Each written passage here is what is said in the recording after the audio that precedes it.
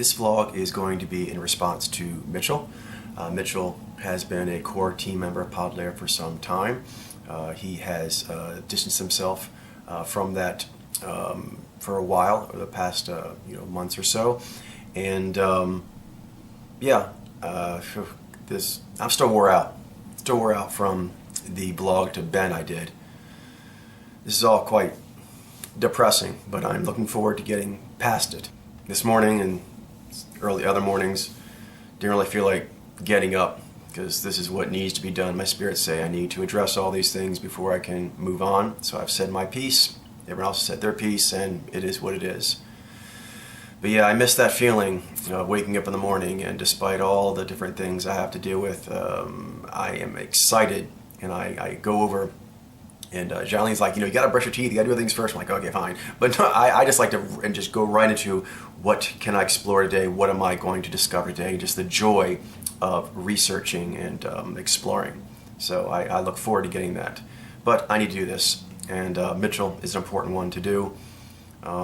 Like Ben, I have a lot of fondness for Mitchell. I have respect for his intelligence and his courage and how he has conducted himself over the years. As compared to other modern humans, I have issues with him in relation to him still being, a modern human and suffering from the limitations that they do. But I have to see him in the context of the day and age that we are in. So Mitchell gave an email where he gave some thoughts he had on things that are going down. I guess I'll just address that. That's probably the most efficient thing to do. Mitchell says, given all that I can see has occurred, I felt that I should also check in, if only so that you could have the closure to know some of where I stand and so that I could speak my mind. I appreciate that. It is good to know you were with the core team for a long time, so your views on things, your opinions, it's valuable feedback. He says, Ben sent it to me, the email that Demas did criticizing Podlair a little bit back, telling me that he couldn't find major problems with what Demas was saying and wanting my feedback. The fact that he couldn't find major problems in it is ridiculous and shows that he was clearly in an adult state. Mitchell says, I remember some feeling of appreciation when reading Demas's email, like a weight off my shoulders. Yeah, I'm sure you probably think that is removing my mind control on you to some degree, or my dominance to some degree, or my particular trajectory in taking the Mojo discovery forward to some degree. And there may be a little bit of that, but I think largely just the weight of this is too crushing for modern humans, including yourself. I just don't think you're up to it. And you're one of the best people I've met among modern humans, but still just not up for it. Mitchell says, but I also had some considerable disagreements with it, some of which you already outlined in your video. And that is to your credit. You are the best of the ex-Podlair by far. Most of them just were not able to hold on to their clarity, their independence of mind, their moral compasses, anything. It was just quite sad to see. I'm dealing with feelings of like, why did I actually spend so much time even considering these people when they are so beneath what needs to be the way of things? But then I'm like, well, they're modern humans, but still, I'm torn. It is what it is, but yes, this upsetness, it is felt at least on my end as much as everyone else's, and I believe with much greater reasons. I have reasons to be upset. I believe that most of the people, including yourself, Mitchell, a lot of things that are bothering you are excuses. But agree, disagree, and that's fine. But I will just address what you said, and that is where we are. He says, I think Demas made some good points. I don't think he made good points at all, hardly. And what few tentatively good points he made were generally surrounded by a bunch of just muck. Mitchell says, like you said, I think his email engendered some perhaps needed skepticism. As I mentioned in some other vlogs, I think to some degree, and I'm going to give it all to you as an out. If that makes you feel better, please take your out and go. But the idea that there is such needed skepticism on your all part as compared to skepticism needed on my part. No, if I'm correct in what I'm saying, and I believe I am, then no, I should be even more skeptical than I have with all of you in what your abilities are in general, seeing the phenomenon, and your abilities to process the implications, and then your abilities to speculate on what these things may mean. I've been far too lenient, and I know you all feel that I have not let you speak enough. No, I've let you yammer on with your low-level bio CPUs for too long. I've not been skeptical enough, and I've not voiced my skepticism. So we disagree strongly on this point. He says, it may be that your current way of conceptualizing the phenomenon is not exactly accurate. Well, to expect to be exactly accurate would be ridiculous. So no, I don't think it's exactly accurate. I think it's far more accurate than anyone else. In fact, it's actually on a road that most people aren't on at all. So yeah, I could get better directions, but my directions are the best, and most people aren't even driving yet. He says, to be honest, I'd be really surprised if it was, given the sheer complexity of the puzzle you're trying to solve. I've been thinking about this for some time. Well, that's your problem, Mitchell. I don't mean to hurt your feelings, but it is what it is. Even you're the best of them. You're thinking too much. That can't be right. Yeah, it is. You're thinking too much, looking too little. Your ability to observe with your lens and your ability to improve your lens to be able to see better is more important than what you think about the night stars. Your ability to see the night stars is so limited. That should be pretty much your sole concern. And that's why I'll be organizing Podler going forward in those 5 degrees of practice. And I don't hear anything from other people, including yourself, more than first degree. I'll listen to the other things if you want to, but it's always been the context of, well, what can you see? If you can't see that much, then your speculations on higher theory and so forth, it's irrelevant. All right, so I'm going to challenge that notion right there. Now we can disagree on this, that's fine, but this is my take on it. And I believe this is a very high level, genius take of being able to observe, scrutinize the obvious far better than you can, which is why you have to think about stuff, because you can't look at stuff sufficiently. All right, so you'd be surprised if I'm conceptualizing this incorrectly given the complexity. I'm curious where you get that from. So first of all, I can see way better than you. So a lot of things that you are claiming I'm conceptualizing, I'm seeing. I'm not conceptualizing them, I'm looking at them. You can't look at them, so for your limited brain, you can only imagine me really as being, all people are like this. You can only imagine me in your simulator as some version of you. Like I'm Mitchell with these extra powers, but I'm a different cat altogether. And a large part is I'm able to operate at a pulled back perspective of the human species that other people are not, and that includes yourself, because there's just basic errors in how you are conceptualizing that a person who's as smart as you, and I think you do conceptualize well and you speculate well off of what you can see, but that is a wall that you are hitting, and it is what it is, and there's upper level kind of programming that you just aren't able to get your brain around, in my opinion. So let's talk about the complexity thing. If you look at, say, micro, I think a good analogy there would be the periodic table of elements. Now, this is my interpretation of what you're saying here, which may be off, and that's fine. You can correct if you like, but I believe I am sniffing within you, fellow seeker, the willfulness for that to be so. And I'm going to give some pushback on that. So first of all, you take the periodic table of elements. Going with the kind of thinking I believe you're having here, you probably don't see this because you're probably going to agree with what I'm saying over here, but think it doesn't apply to Mojo, but it does, and that's obvious if you can see. Which is this: if you can see Mojo, you can see the periodic table of elements, you can see the stars and other celestial bodies in the night sky, you can see what animals are doing and the various principles of their evolution. So those are 4 things that can be seen. You can't see the Mojo one very well. And that's why there's the issue. But I'm going to show you the other 3 here. So take all the things we see in nature that are made by the periodic table of elements. Now, once the periodic table of elements was discovered, it rapidly got filled up. It did not take that long to fill up the periodic table. And in the last decades, there have really been no additions. And the additions that have been human-made elements. They're not naturally occurring elements, nature's toolkit. So if you look at it, Occam's razor, whenever there's something in nature that we haven't seen before, is it because there's another element we haven't seen on the periodic table? Maybe way back in the day when that table's not filled out, maybe, but actually got filled out fairly quickly, and it is quite finite. And there is just a staggering amount of complexity that is made from that very finite table of elements. So right there, nature in the micro shows that it has ability to do creativeness that blows our human minds only using a small toolkit.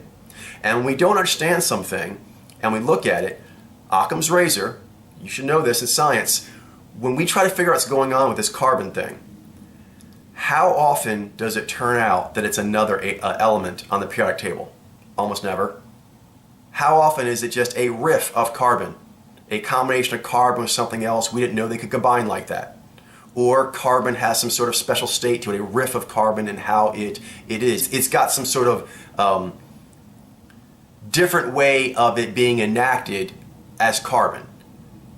But that doesn't change the fact that it's carbon, and that's one of the periodic table of elements, and that's all that's really taken to continually stump us.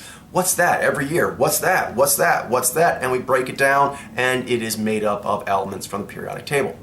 All right, same thing in outer space. It took a little while for humans to figure out what the major, celestial bodies are, but once that was done, that was done pretty early.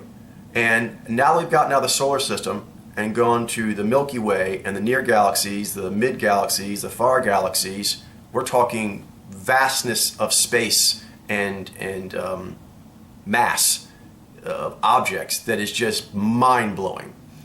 And suns, moons, planets, asteroids, black holes, nebulas, quasars, blah, blah, blah. It's the same players. It's the same players. So we're talking about this entire universe, and yes, it is crazy how complex everything is here, but actually it goes against this kind of basic thinking. This is, whether you know or not, Mitchell, you actually engage in magic thinking in areas where you can't see what's going on. Because you're thinking about the mojo, it should be more complex in order to build up the human species and all the complexity and all the different, organizations of humans that go on. Why? Apparently we can make so many galaxies, it makes our head pop even thinking about how many it is, and it's still black holes, moons, planets, stars, etc., etc. Okay, let's take animals. From what I've heard from different scientists, watching the TV and looking at different books and so forth, the internet, is that, again, when we go to alien worlds, we are going to be staggered by the complexity and the differences and the variation. Wow! But guess what we're not going to be stunned by? And people are often confused by this. They've done lots of programs and lots of simulations, and going off what we see here on Earth, they don't think we're probably going to be that surprised by locomotion, about skeleton or non-skeleton, vertebrates or invertebrates, gliding, flying, bipeds, quadrupeds, multi-legs over elongated bodies, so on and so forth. We'll see tremendous variations of that, but they actually don't think we're going to be seeing such a radical shift of basic principles, because we do have animals from on water, low underwater, mid underwater, deep underwater, on ground, under the ground, in trees, in the air, so on and so forth. So yeah, we'll probably see different variations. It'll be, wow, people, animals squirting things out to move forward. Squirting out liquids or squirting out gases to move through the methane clouds or whatever. And that'll be neat and trippy, but we're probably going to be seeing some kind of jellyfish. We're probably going to be seeing some kind of vertebrates, some kind of invertebrates, some kinds of carapaces, some kinds of bipeds and quadrupeds, because nature is very efficient. It finds an extremely efficient tool set, and it builds mind-blowing complexity off of that with a limited, finite tool set. So, micro, macro, animal world, that is the case. So your premise that it's likely to be more complex because of how complex humans are in general than a tool set of 16 designs with 10 energy fields and 8 powers. That's too finite. That's too limited of a tool set to build all the complexity we see. Why? Where do you get that from? I believe you're dead wrong on that. And I believe that comes from a wishfulness that is true. Or just, if not wishfulness, just speculating on something you can't see. Because if you could see the periodic table of elements, you wouldn't keep trying to think maybe there's more elements every time the current combination of elements confuses you. You wouldn't think there's some completely new celestial bodies out there. There may be like dark matter and dark space. Yeah, I get that, but that's like what's behind Mojo, what evolved in it, what's going to evolve into next. Sure, there's that kinds of complexity, but no, nature shows over and over again, all different facets, that it takes a limited toolkit, often of a mathematical nature, and then builds creative artistry that it is staggering that it is made with that limited, finite, rather mathematical, balanced toolkit. So I challenge that speculation, because you basically make the speculation on two things. One, the Mojo phenomenon, and you're too weak. You're too weak in seeing it to be able to say that. You can't even like see it, the edges enough of it being a mathematical construct of some sort of finite size well enough to do that. So then you're stuck with actually going with principles of nature you can see. And I don't see how the principles of nature in general, of what even you can see, elements, celestial bodies, principles of body mechanics for animals, those things do not support what you're saying. So we just disagree on that. Mitchell says, I may need a few years, but I have some ideas and I would like to speak with you about them again someday. That'd be nice. I'd appreciate that, but I'm always going to want to know what you can read.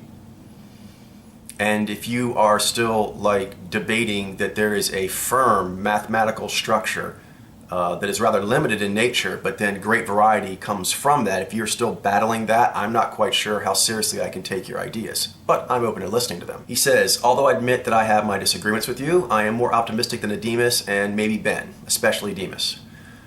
That's good. So it sounds like you've not completely lost it. You actually can still see there's something there. So good.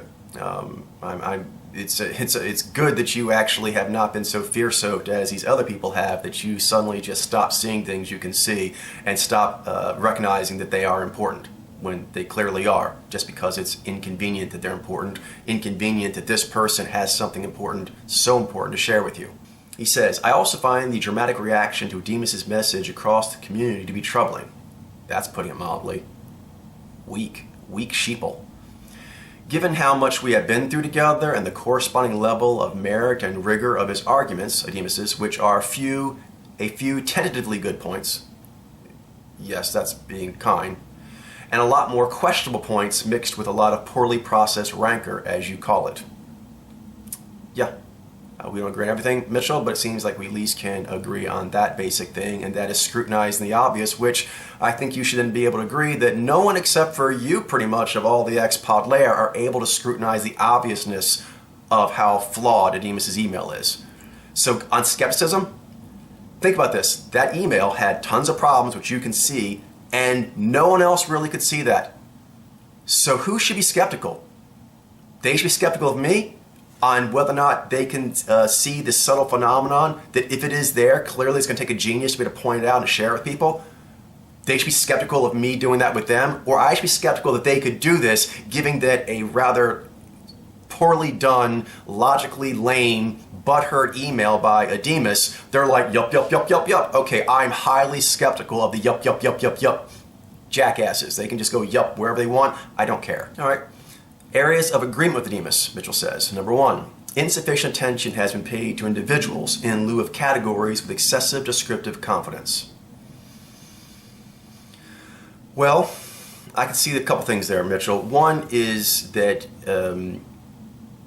it depends what you mean by descriptive confidence. If you're talking about the language of the human design and what it means and so forth, I can see that, because it's difficult to give language to things that are so complex and so nuanced, so subtle. And I definitely am going to be more wary of that going forward, and I'm going to be separating out pretty much the need to name it in conceptual terms, the descriptive terms that way, out of the first gear. Out of the first degree of pod layer practice. If you're talking about acceptive descriptive confidence in the samples themselves visually, the aesthetic descriptions, I disagree.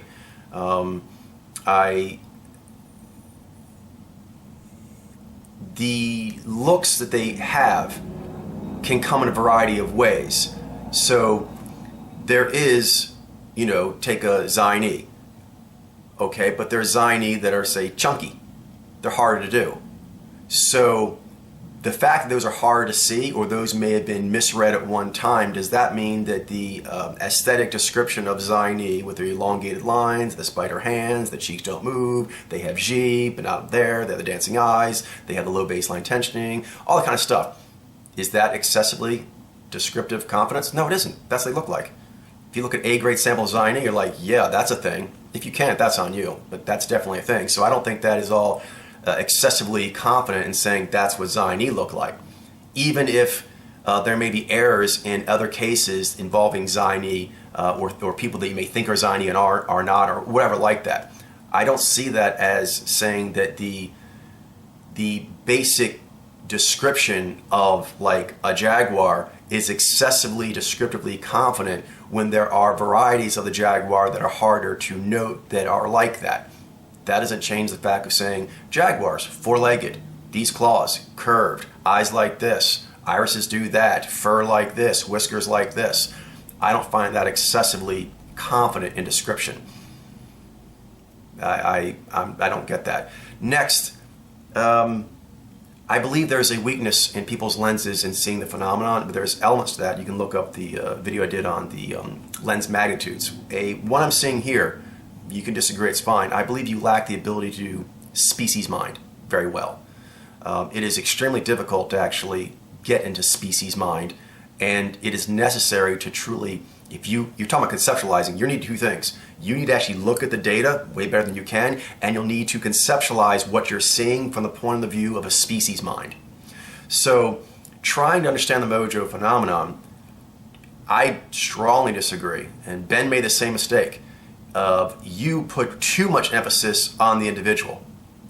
For example, like Ben kept doing this of like, what about this person? You can't predict them going here. What if they've been drinking or not drinking? What if they have this background or that background? Like if the phenomenon is accurate, I should be able to accurately do every single person and where they go based on that. I think in the years to come that will even be possible. But it's not where things will first come from, and it's not how it was designed by nature. It came from nature, from a species mind. So the human species needs to have people who can do soccer or things like soccer, whatever that means in ancient times or future times.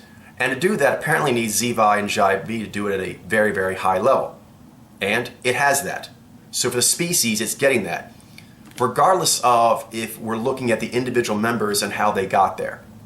Focusing on individual cases is actually the problem. It's one of the things why I don't do personal casework with you all. Because again, it gets too small.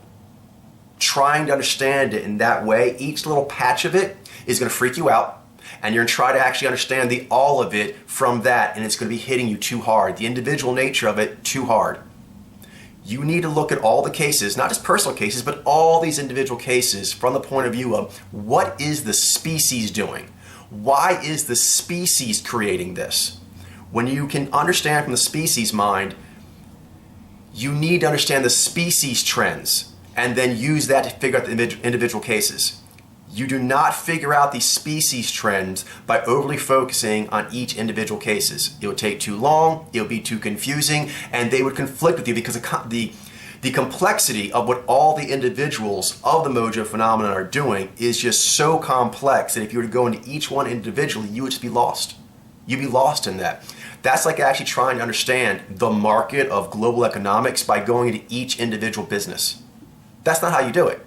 Now, there are people who actually specialize in that, but that's not how you understand how the market works. To do that, you have to study macro trends.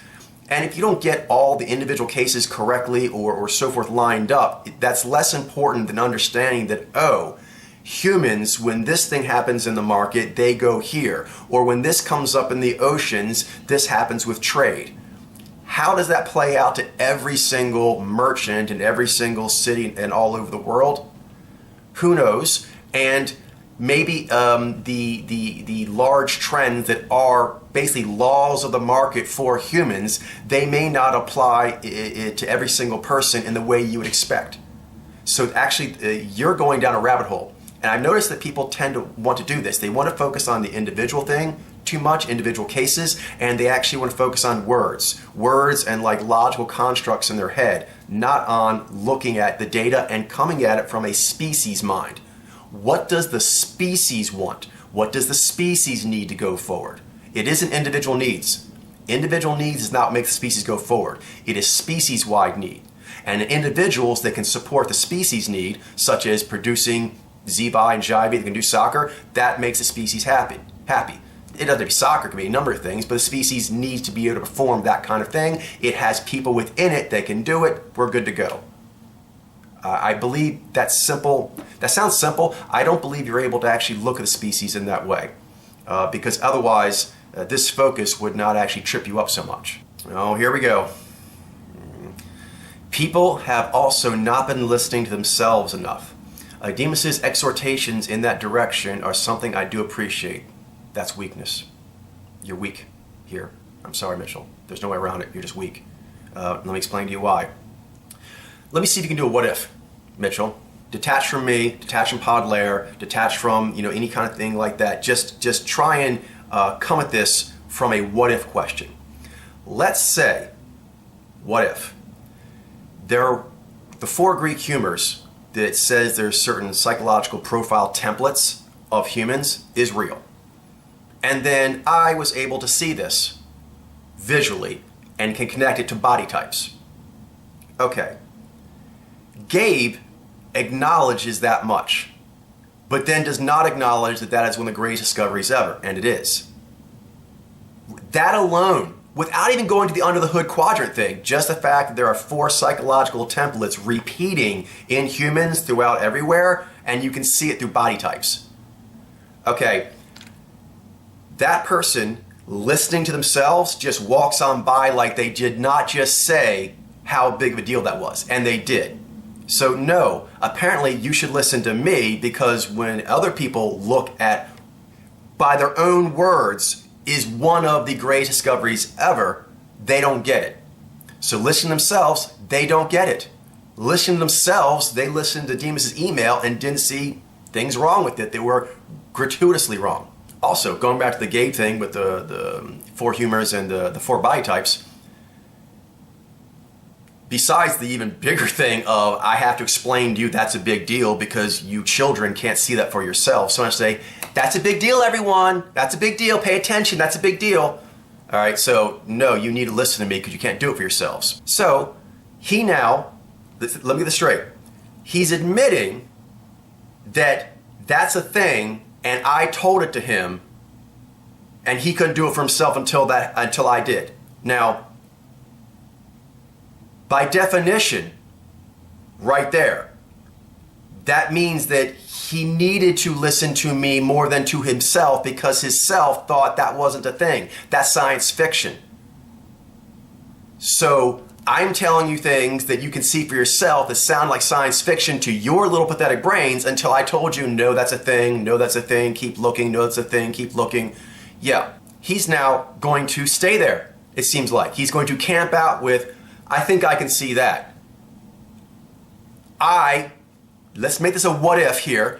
If, and I can, but let's make it a what if, there are 20 plus social alchemy groupings, all with physiological cues that go along with them. Should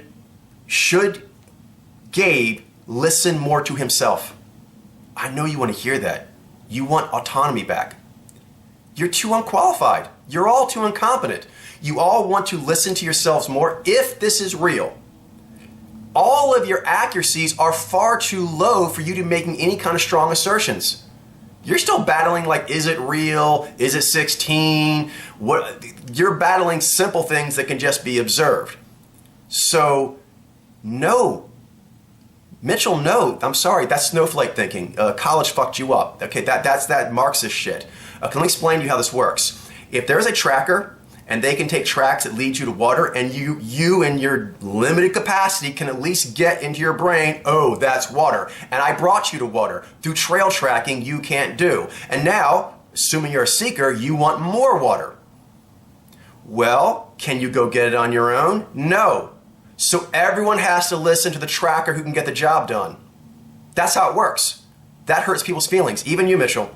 As strong as you are compared to the others, you're weak here. That bothers you. Well, eventually nothing.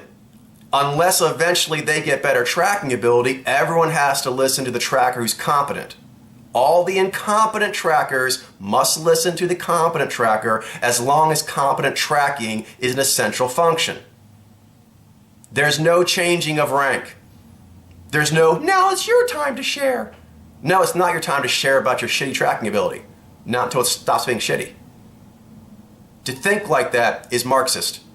That baseline, it should be. I even did this myself. It should be dispersed. I've been trying to disperse the responsibility.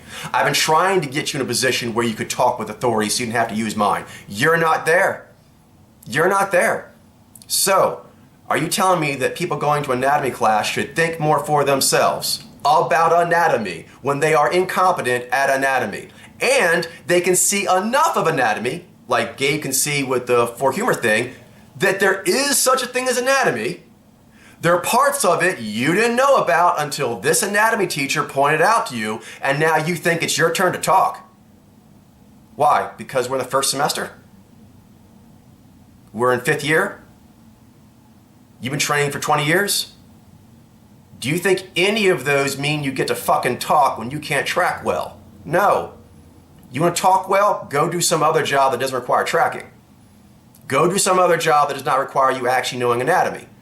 Because as long as it does, and this definitely does, you have to accept what you can see. So you're telling me that when new telescopes come out, think about this, and that telescope in, Denmark or wherever the heck it is the best telescope of that variety going. And other people, they actually are using those photograph images to actually see further out in space than they can see on their own. They should listen to themselves more. Maybe about what speculations there are on those images, but the way it's worded here, and we are the lenses, you're saying they should talk more, listen to themselves more based on their own lens photograph ability, which is shit. No, that's never been the way it is, Mitchell. Go up, look up scientific history. Whenever a new thing comes in and you're like, you have like a telescope that's way better than everyone else just has to go with your images until they can make a better telescope. That's just how it is. You just look stupid otherwise. And it hurts people's feelings. A lot of people don't like the fact that certain countries are rich enough and advanced enough in general that they can actually produce and get money and grants for building these better telescopes, these better microscopes. And everyone else has to use them. It burns, which is why most states, as soon as they can, they want to be able to do it for themselves. That's great once they can do it for themselves. But actually shit-talking Hubble telescope photographs saying, I think really we should be looking at these photos because these are my photos and everyone's photos has some merit. No, it doesn't. Get that dumb thought out of your mind. That's not how things work. So no, people do not need to listen more to themselves as a baseline thing. If it actually is helpful, then great. It's not helpful here. When you suck at trail tracking as much as all of you do, and you're better than most humans, that some of you actually know it's there at all. No, that is a false sense of ego. You all get a me for ego? That's hubris. You can think differently, but I think you're dead wrong here. People have also not been listening to themselves enough. You need to train way more than you have, Mitchell. All of you have avoided the amount of visual tracking in favor of talking consistently. So that's you listening to yourself. You're wrong. You didn't train enough. That's just the way it is. Next, you're actually talking about, I think that maybe it's more complex than you say it is. Well, I don't see that based on what I'm seeing. You're saying that based on what you're not seeing. Is that what you think you should do? Just have an opinion? Is that, because I hear that's how college has been working for the last, decades or so. It's basically everyone gets to raise their hand in class and they have an opinion and they give their lived experience. Lived experience doesn't mean shit in STEM fields. This is a STEM field. You can talk about 2nd, 3rd, 4th, and 5th degree. Fine. 1st degree, that's some tracking, hard knowledge, STEM. That's hard. That's hard science. Subtle, but it's hard. And no, you do not share that. And actually letting other people think what they want to think. About what? The periodic table of elements? If you can prove there's another element there, then fine. In the next case, a lot of people are listening to you. Otherwise, it's just whinging that you don't get the turn to have the talking stick. You don't get to think for yourself. Well, if you think for yourself and you can't track well, you'll just think yourself off a cliff. You'll think yourself in the middle of the desert and die of dehydration. But you got to think for yourself. You think too highly of thinking for yourself as its own merit.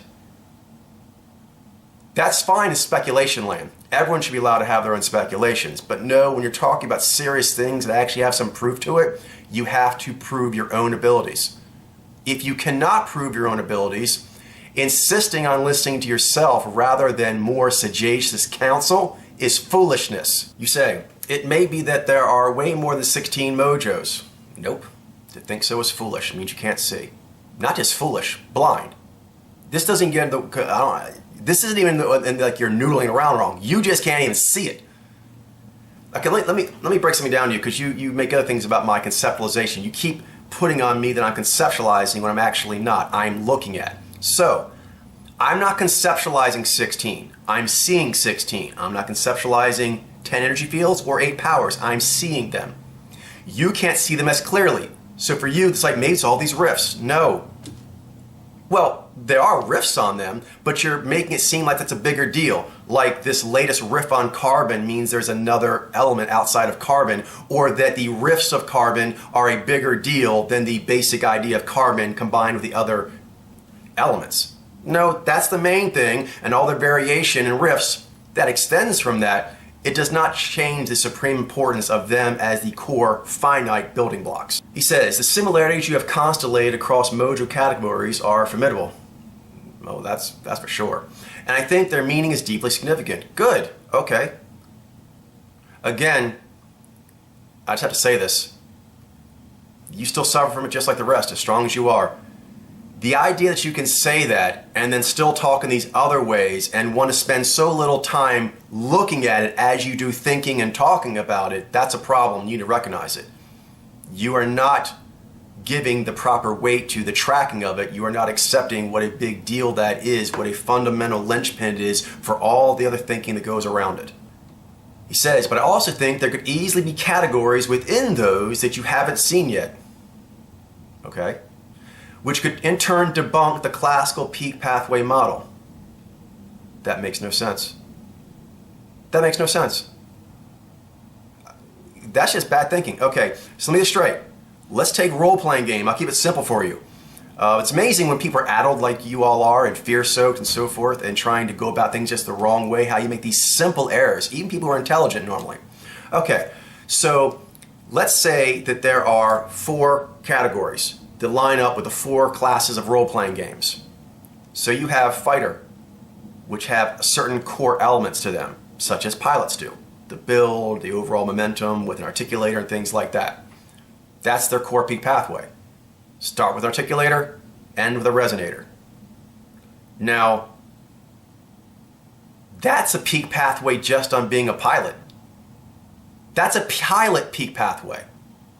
So by your logic, by splitting pilot, which that's a legit peak pathway I just gave you there, and breaking into the 4 pilots, what? Suddenly that debunks a pilot's peak pathway because there's 4 varieties? What about the fact there's 8 gender mojo pilots? That's a subdivision. That's a greater subdivision. Does that debunk the peak pathway of a pilot? No. Just like in role-playing games, yeah, there's different fighter classes. You can be a barbarian, you can be a knight, you can be a ranger, you can be a gladiator, blah, blah, blah, blah, blah. Yeah, but the core premise is still the same. So, this again, you're looking for a debunking. You're looking for a grayness for it to be less hard than it is. If you can see well enough, then you'll see, at least as Gabe can, that there is a mathematical finiteness to these things. There is. Every stage I'm looking at, everything I can see, always has this mathematical, balanced, finite nature. So, the idea that going into it debunks the higher groupings, You can go another way. So the fact that a Naiji is a hunter, is a Nai Mojo, is a romantic, blah, blah, blah, blah, blah, Nez Alpha, what, does that change it? No, that just adds complexity. There are basically like 20 social alchemies. So actually there are 20 varieties of peak pathway that apply to each mojo minimum. And they all stack on each other, no problem. And then you can stack that into, oh, you are pilots, you are gender, not, I'm going on, see this I'm talking about. I am staggered that you actually say that's just stupid. I like you a lot, Mitchell, and you are a very intelligent person, but you're making some magical thinking guesses that don't make any sense, and that I don't know what to tell you there, because right in the model as it exists now, we have pilots, articulator to resonator. That is their peak pathway. And then that breaks into 4 varieties, and that breaks into 8 gender mojos, and there's no issue at all. So why are you thinking that if we were to break even more rifts, it'd be an issue? You can see this much, can't you? Maybe you can. It's your problem.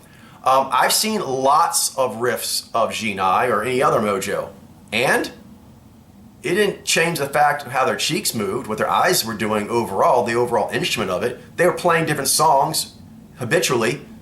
Instrument's still the same. So right now, if you can see there are pilots. They share a peak pathway. There's 4 varieties, different peak pathways, but they fall under the pilot. The male-female changes even more, but still falls underneath it. And there are tons of riffs of them we can see, but still the same instrument. So that's wishful thinking. You are actually experiencing wishful thinking. That's because you, like the others, still put too much weight on words. Too much weight on words, too much weight on it makes sense in my head, too much bothered by one person having this information, too much bothered by it's not spread out in some Marxist fashion, too much bothered by why can't other people have more authority, think more for themselves. They're not ready. So you can go do other things, but as long as you're in a certain dojo, no, you don't get to think for yourself until you can actually perform. If you actually can't do a sidekick for shit, and sidekick is important for the martial art you're doing, no, you listen to people who can do it better until you can at least perform it somewhat yourself to where you could do a variety on it that actually is superior to the other varieties being shown. Until then, you're just being different to be different. This happens in role-playing games a lot too. I saw this a lot. And humans suffer from this, Mitchell. Accept this. All humans do, including myself. Everyone does. You have to watch out for it. People play role-playing games, and there's certain things you need to do in order to play well. But some people don't play that well. And so what they do is they make these overly complex characters that have like this special purple sash that means this and that, and I have this special whip, I need the whip combo with my reverse dagger, and it's just to be special because they're not high level and they don't play well. Humans tend to do that. When they're not high level and don't play well at the game they want to be high level and play well at, they try to actually make their individuality be more of a big deal than it is. Oh, I've got the best hair on the team. I've got the best tattoos on the team. Yeah, but you have not that great of a takedown. You have not that great of a serve with your tennis racket. So go ahead and have poofy hair or do whatever it is to be different. So, this is me playing tennis. My experience. Well, that's nice. That's not how you learn better tennis technique. You learn better tennis technique from people who know better tennis than you. You should know this. Insisting on going your own way because you should get to do that is a sure-fired route to bad, horrible, not going to get good, bad habits. That's a recipe for bad habits from incompetent people. People who are not competent, who are trying to get to competent, being trained by people who have already made that journey to some degree farther than them, and saying, I don't want to listen to that, I want to listen to myself and how I want to serve. Okay, that is most of the time stupid hubris. And the few times it's not can only be established through superior performance. You don't have it. None of you have any lens abilities that makes me think I should be listening to how you're coming at it. No. Jarlene does. She has very good reading ability in general and on certain kinds of cases in particular, like with kids and disabled people and things that there's a lot of like toxicity. She's able to see it better and she's able to give me advice on how I should come at it better. I listen to her because she has good information. If she was not able to do that, I wouldn't listen because that would be wrong. Do you not hear yourself for this, Mitchell? They should listen to themselves more. As what? Is that a general, are you stating that as a general premise of life? That's not true. Maybe in just going your own way in life, sure, but not in actually learning a specific thing that is difficult and requires help. No, you take the help as long as you need it. And you may be in a position of taking help your whole life. You may be a country where you can't afford a good telescope, and so you have to get secondhand images from countries that do have good telescopes. Forever. Until you can afford one. That's just how it is. It hurts, but that's just how it is. Do not try to actually get out from this, because when you do that, you'll feel, a weight off your shoulders. No, that was the weight of proficiency. Do not slough that off. That's no help. You say, I beat Ademus to the Z is it organization point years ago. I find his claims about our understanding of the map isn't the terrain principle insulting. Me too. I also think there's a lot more to that principle that must turn around and claim he doesn't understand. Oh, he's lost. That boy's lost. For what I can glean of his writings, but nonetheless, the point he makes in that context here is something I agree with, and you probably do too. Well, that the map's not the terrain? Yeah, definitely. But I also agree that all of you, all humans and all of you, put way too much emphasis on naming the map rather than mapping out routes and putting little pictures saying this is a castle, these are trees, blah, blah, blah. Naming it. Is it a forest or is it a woods? Is it the Blackwater woods or is it the white rafting forest? Like, that's a big fucking deal. It's not. So this whole discussion to me is rather pointless, because talking about whether Z is organization or not, first of all, it's not a word, right? That's ridiculous. But even focusing on this so much from people, Ademus, he's actually at the point where he's like, it's just their faces. That's just how they look like. So who gives a shit what a person who cannot see Z by their own admission thinks it is or isn't? And the idea of engaging with this person and correcting them, I get that that can be important to some degree for some people. If you want to do that, fine. It is not of the highest priority. The highest priority is showing Z is a thing, here's where it is, and these people know that it's that, and these people do not. Now begin writing and talking. Really, begin thinking. Yeah, start thinking about the stars after you can see them. See the stars. Other people, can you see those? Okay, then you can start thinking about that and talking about that and writing about that. Until then, these are arguments that waste your time. They dissipate your life force. They go away from the real goal, which is, what is it? You are not going to find out what Z is by writing. It's going to be found by tracking. And you're not training like a tracker. You're still training like a theoretical kind of academic. And I know that that's maybe how you experienced me, and we do share some things in that regard, but that is not what I am, and that is not where Podlayer came from, and that's not why it's beating everyone's ass. Tracking. Tracking is the power. Tracking is the truth. Tracking is the route to that truth. The rest of this, it's just kind of spinning around. He says, I do think some association can be made between Z and very high-level organizing. Yeah, I mean, there's different Z mojos that do careers where there's lots of organizing involved, so there is something to it. But it's tenuous, and the reality is vastly more complicated. Yes, it is so complicated that you need a better legend for your map before you go trekking around, because you're just going to get lost. All of you. Get better at tracking so you're better at reading maps so you don't get lost. And then you can go have fun. He says, I'm attracted to more than just Nijai females. Though Nijai females tend to make me feel more jealous because of how shiny they are to me. I don't think my attraction to non-Nijai is indicative of something in any way wrong with me. It's not. I've gotten off, so to speak, to women of a variety of mojos. As have I, as do all humans. I'm guessing you don't think there's anything wrong with that either. Nope. Nijai still feel special to me, however, in my life and the few celebrities I know of. I believe they are. I'm glad you haven't lost that much. Our poor friend Ben is at the point where he thinks that maybe that's just how his face looks. There's not even such a thing as a Niji, and thus there's not such a thing as a Nijai, and they don't have a special connection. That's a fucking tragedy. It sounds like you can see enough to know that what I'm saying there is likely true to some large degree, in which case, Ben's a tragedy. So, should Ben listen more to himself as he walks away from being a Niji, as he walks away from his unconscious genius? Should we go, good job, way to listen to yourself? No. A friend does not let another friend walk off a cliff if you can see it clearly. He says, this is not a personality theory. No, it's not. It is an innate energetic preference theory, which has relation to personality, but is not a personality model. I think we've known that for a while, but I do think we've probably been overly influenced by Jung, ironically. You have, I haven't. Not in the discovery, but in the way we think about and categorize things. Again, no. That's because you don't see well enough. I'm not thinking 16, I'm seeing 16. Okay. See, something that you're actually kind of saying here is wrong. One, the conceptualizing on areas that I'm seeing. It's like you're saying, I think your speculations on where those stars are with the Hubble telescope might be off. What pictures are you looking at? These fuzzy ones over here? Okay, for you, that's speculation area. For me, I have lots of areas of speculation. That's not a speculation area. That's an observation area. Next. Okay.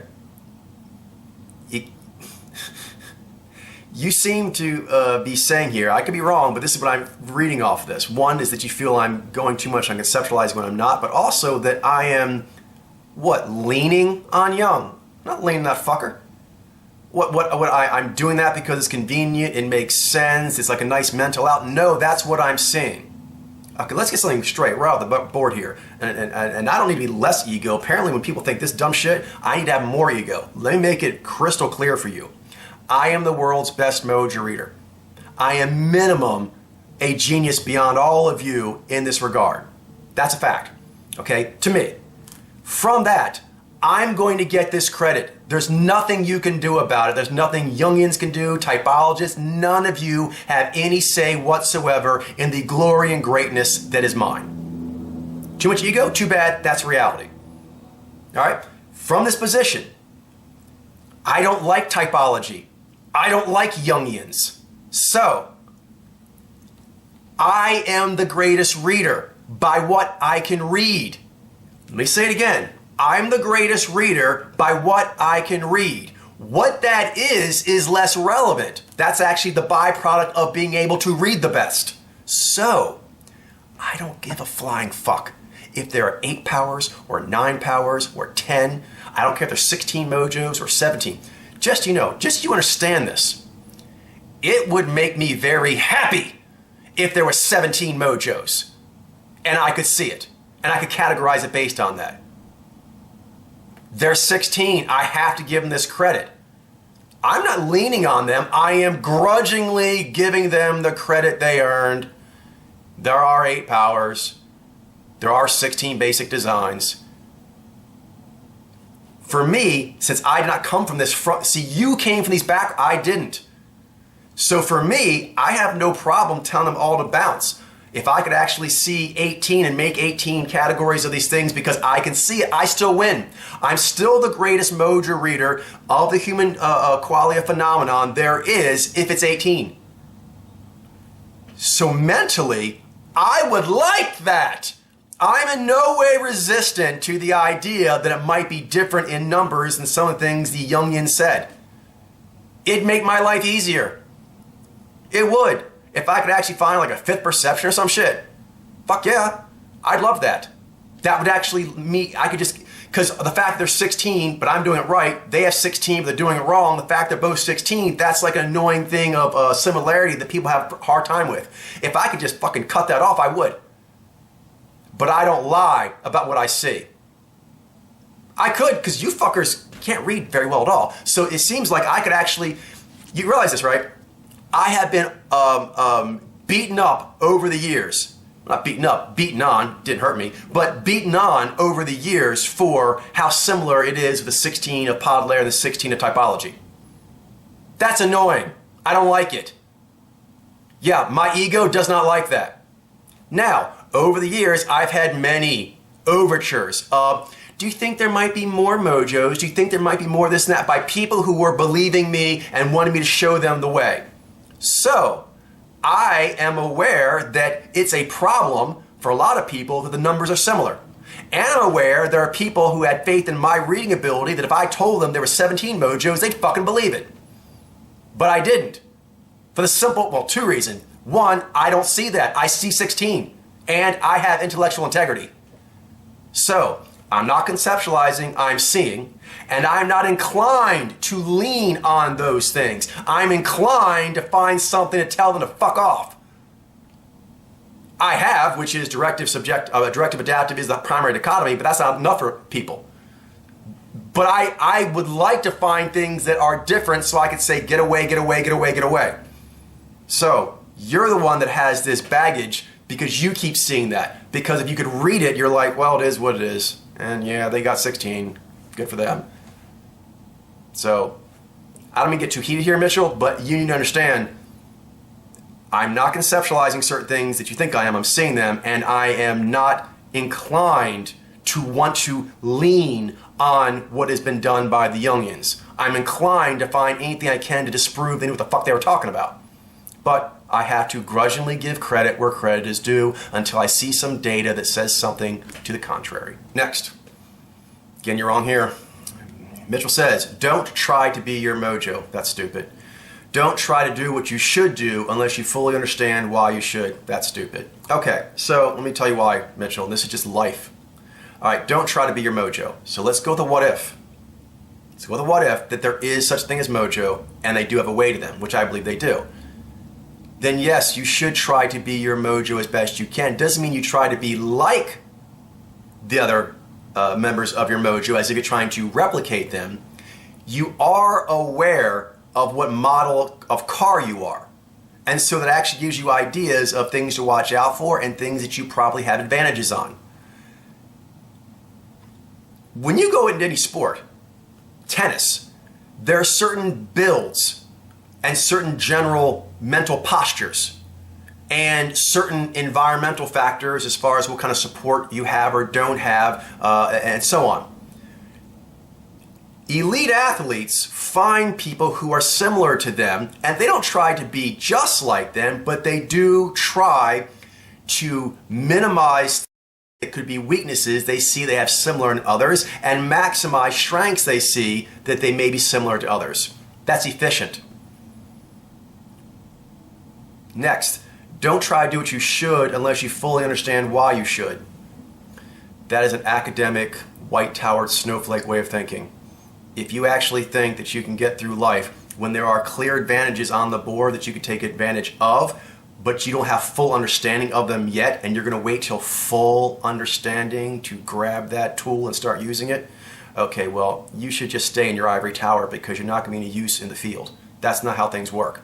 So no, when you have certain weapons and there's a way that you see that people who are proficient with that weapon do it, when you pick up that tool, you try and use it somewhat like them until you can figure it out for yourself, and you try to use ways you've seen it used successfully for your success, even if you don't fully understand the weapon and how it all works and how it was engineered and why it was engineered that way and how its range different from the range of other weapons. Sure, that's all important to know at some point.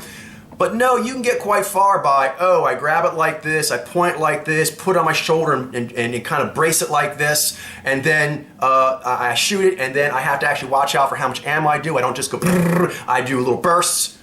Okay, that's nowhere near all the knowledge of how to use a gun or even all the technology involved in the making of a given gun, but yes, you can and should start working with principles you can get as soon as you can if they give you functional advantages. That's life. Is this the same kind of thinking that leads to a lot of you actually thinking we should just kind of wig out here and just kind of hold on to a light pole until this is all figured out? Okay, well then go away and let people who are actually explorers do it, because that's not how explorers do it. Explorers do not actually wait for the perfect map to take their fucking vacation trip. Okay? They go with no map. They go with maps that are just words they've heard from people who actually were up there. They go with maps that are very crudely drawn initial drafts. And they use that to go out further than other people did, and then they can make better maps. Waiting till maps get perfect, first of all, may never happen. And if it does happen, you may be well dead and gone before that happens and not take advantages of the earlier drafts of a given map. This is really kind of like removed from the real world kind of thinking. That's not how things actually play out. That is an expectation of closure that the real world, Americans often get made fun of this by people from other countries, because there's like a mass spell of possession by most Americans. That's how life can and should work, when in fact it doesn't. And the rare times it does, that's an anomaly and usually can be explained away by extraordinary circumstances. That's not actually how the general principle of life goes forward for humans. Mitchell says, areas of disagreement with Ademus. I'm not sure what base attraction really means and whether that should be listened to over sound judgment. Ademus takes a very libertine, heart over head attitudes towards romance, reminiscent of William Blake. The road to excess leads to the palace of wisdom. Yes, Ademus is a bit of a hedonist in his thinking. And even when he's talking about the inspirational pairings, it had a very sexual, aesthetic appreciation, shallow vibe to it. So again, the fact that he's actually talking that term, those terms about a phenomenon that would be a deep psychic bond that actually, for example, Nages, there are Nages that actually do, wonderful things where they're actually, both the same sex, they're not gay. It's not actually a romantic thing. It's a deep, profound connection of the way you think, the way your process works, and how it can be conducive with another similar but different process. So yeah, agreed. Mitchell says the cues are impressionistic and not the clearest all the time for me, clearly, but they have relationships that are hard to deny for me as well, and that is to your credit. The fact that they can be impressionistic sometimes, and the fact that there can be waves of fear and doubt that come in this kind of research, that you are still able to hold to that. Good for you. He says, personally, I'm not able to drop that like a rock and say, maybe that's just how their face looks. Yeah, well, that's what Demas did, and it was pathetic. Nothing happens just because. Agreed. Just like when Ben said, I see the patterns in myself and everywhere to some degree, but maybe it means nothing. No, nothing that pervasive doesn't mean anything. There's no way that humans have these physiological cues that are repeating like they are across so many areas, and it's just because. Occam's razor, that makes no fucking sense. Nothing happens just because, especially not something as coherent as what you've laid out. Word. I find that perspective to be an overly dramatic turn revealing deeper issues. Yeah, he's got a whole bunch of stuff going on that is not related to me or the phenomenon or how it's rolled out. It's about him, his weaknesses, his insecurities, his thirstiness, his desire to actually have power in the world that he doesn't. Lots of things that, I'm sure that's important to him and important to humans in general. It doesn't mean a duck's wee-wee when it actually comes to figuring out, is this true or not, and how do we actually share the truth correctly so people can actually get it. You say, I admit it's probably more, maybe way more complex than your current understanding. Okay, my current understanding, again, you don't understand how I got here. First of all, obviously, everything in existence is more complex than my understanding, as it is for every human. So, yeah, on that, no duh. But if you're talking about more as a specific case of me compared to other people, no. I believe that my understanding of the second, third, fourth degrees of Podlair is far more sound than anyone else's, and it is more complex and makes sense than other people's. And I came down to that from spirit forming into story, into motif, into what exactly are humans doing and why, into the programming. So I actually came from spirits to story to motif to programming. So in that course, I came down to 16 from my 1024 to infinity lens. So are you saying that compared to what other people are trying is actually not complex enough? Everyone's brains are fried on, is it real? Is it 16? Okay, so yeah, I'm sure everything's more complex, but the complexity I can grasp is clearly way more than all of you. Like with Gabe saying he can see what he can see, and then the speculation he's making off of that make no sense at all. So yes, I can improve on that. Yes, every theory needs to be expanded. Yes, every great idea that ever came out eventually had its flaws shown, and it was more complex and there was more to it. Yeah. But I don't think that actually changes the fact that this understanding is far beyond anyone else's, and the simple part of it, which is just tracking it, is frying people's brains. And my complex speculations is based on simply looking at it, which is things other people can't do. So I agree with what you're saying in a general existential sense. I'm not sure what the heck that has to do with our current situation. What does that mean for any of you? Because the way you're saying it, other than the existential thing I just gave you credit for, is that saying that you should somehow go listen to yourselves more so you can unravel the complexity that I have not, when you can't even see the fucking stars in the sky adequately. Okay? That's not a good idea to actually go try and study things that you don't have the fundamentals to. You're just going to, make yourself go crazy. You say, you aren't training people just to reproduce your answers. No, I'm not. No, I purify based on a methodology of observing that I hold myself to. I just hold us all to the standard of the best way to figure it out, including me. And sometimes that standard says I'm wrong. Also, I take feedback of people if they think they've seen something that I haven't. I want to listen to that. So we're all trying to converge on figuring this out based on what maps we have to work with. You say you admit that you aren't always right. Yeah, I'm not. And all a person can do is train a person with what they believe the answers are. Yep. Admitting that they might be wrong. I might be wrong. I think you're clearly the best and most insightful reader of this phenomenon, and I would be surprised if it did not hold deep significance. Okay, so right there, I appreciate that, and you saying that makes you stronger than the others. But again, I believe I'm seeing a weakness here you're going to have to do something with. I would be surprised if it did not hold deep significance. So to you, the deep significance has not yet been proven. And then I would say to you, you need to wake up. This gets back to what happened with Gabe. Okay, Gabe is saying, and I from what you're saying, it sounds like maybe you can see this much as well, or something around it, I don't know. But he was able to see that there are 4 body types that go along with the 4 Greek humor, psych profiles, but did not make a jump that is hugely significant. That's basically like 4 templates for the human soul throughout the species. Even if you actually just did this and did nothing under the hood at all, Mitchell, first degree, you're actually looking at physical patterns that are repeating. If you can see that much at all, then you can see they are repeating in ways that have demographic information for various careers. Right there, it is deeply significant. You can visually categorize people by repeating physiological cues, and that will actually give you some predictive ability of what you can expect to see in various career bubbles. That is massively significant.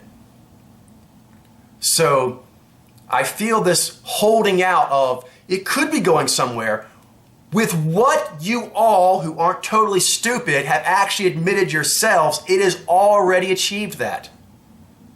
And you're like, you would be surprised if it did not hold deep significance. I appreciate that, but you didn't say it has already proven to have deep significance. If you can see it, that it's repeating everywhere, and therefore repeating in career bubbles, right there, nothing under the hood. Nothing under the... Fuck, you don't have to say it's 16. You can just say there's some categories that are repeating physiological cues, and I can see that relates to the demographics of various career bubbles. That alone. What other discovery recently is actually going to be to tell you the makeup of various career bubbles?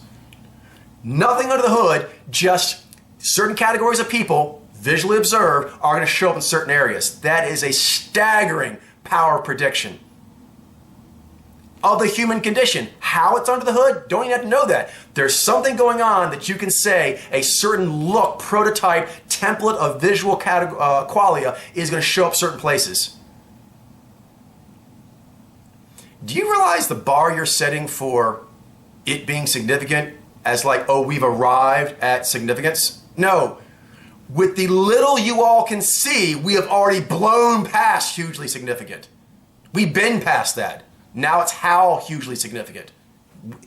The fact that that is not already, I don't know how you can say that's not already a given if you can see the phenomenon to any decent degree.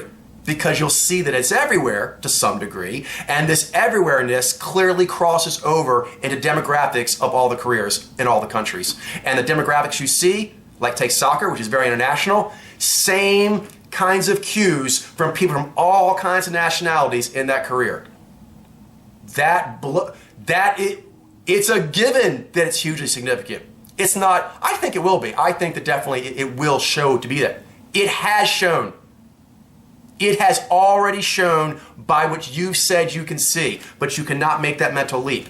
Or if you can, you're reluctant. There's clearly a reluctance in all of you when you even admit to seeing certain things. That means you're in a science fiction thing that's real, saying it may, we're in a real life science fiction novel, and you would be surprised if it isn't significant. What, in novel 2, 3, or 4? No, in novel number 1, we're already there. Mitchell says, I disagree that our data proves that Xeni are the ones who come with most ideas or lead the most visionary movements. Demas made this point more than once now, including the idea that Xeni deserve the title of Bard more than Naiji. I think Demas has been jealous of the Najez for a very long time, and this new purification has given him an outlet to express that frustration. Yep. He's being pulled all over the place by forces that are far too low and unclean to give one the lens they would need to actually look at this phenomenon. He wants it to be things too much. All of you do. All of you want it to be things too much, and you want your place in relation to it to be something too much. More than it is what it is. You want me to interact with you more than you want it to be true, not true, pursue it. There's all these kinds of things that are lesser concerns, but seem to occupy people's thoughts. To me, this is quite obvious.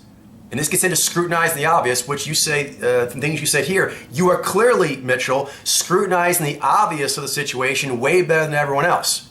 So, I'm curious, Mitchell, how eager are you to actually hear their views on how you should be taking these things when they're so stumbly? If you're eager for that, I think you're foolish because you're ahead of them. I don't know why you actually want to have people pull you down. And as much as I like you, you're behind me, and you're actually giving ideas that I think overall show that you're intelligent, well-meaning, a good person, and you're brave. But you cannot see the phenomenon well enough. You still have issues with the ego of it all, and you have this kind of college academic white tower way of coming at it. Even now, it seems like you're really focused on being able to express your ideas. All right, Mitchell, let me tell you something. And this is, I really like you. I do. And so I'm saying this to you as a friend. You have to think about the future humans and whether or not the Mojo phenomenon is real. That is of supreme importance.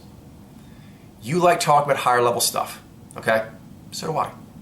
You've known me for years now, so you know this about me. I prefer it. As much as people see the Mojo phenomenon, I actually spend more of my, I want to be doing something with spirits and talking and so forth. The higher theory, I love that stuff. But I did not lead with it. For this reason, the future humans are not going to give a shit. You know how important Nexi is to me? My muse goddess. That relationship, if she showed me that Mojo was 18 or 7 designs, I wouldn't care. Just me and her looking at reality and talking about it and having a great time in the process.